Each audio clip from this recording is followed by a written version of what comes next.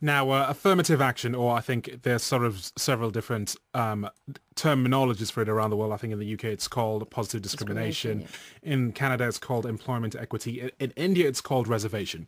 Basically, affirmative action was at the heart of America's civil rights movement in the 1960s. It was a way to help black Americans who had suffered discrimination in jobs and education. Universities had to take a minimum number of people from ethnic minorities, for example.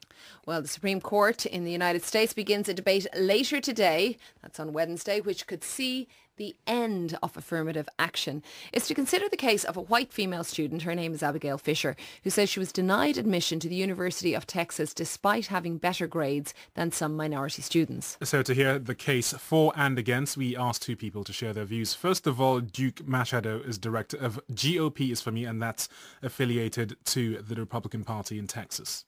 The policy at the University of Texas, as well as other colleges, has been to include factors such as race in their entrance. And because she was white, she did not get the same preferences that Hispanics and blacks received.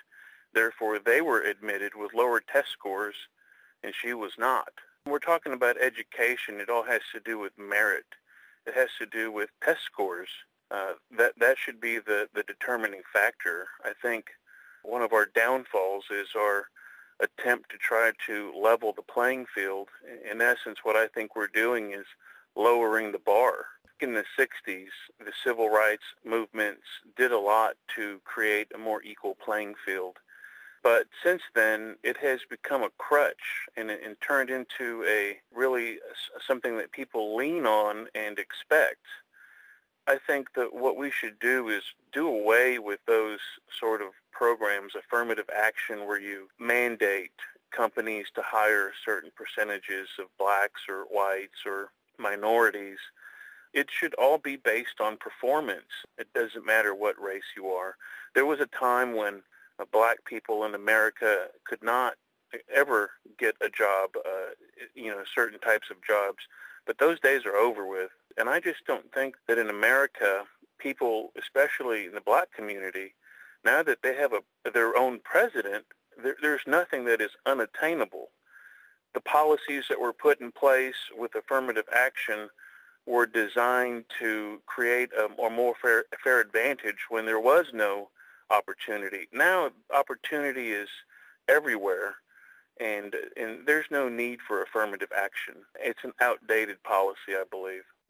Well, Shirley Wiltshire is with the American Association for Affirmative Action, so you can imagine she has a different view. She believes it benefits the country socially, culturally and economically, and that now is not the time to change a policy that has worked. I should say that we are particularly concerned because the United States is becoming increasingly diverse.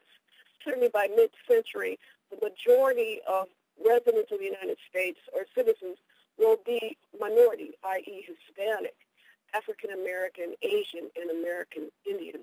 Hence, this is not the time to close the door to equal opportunity.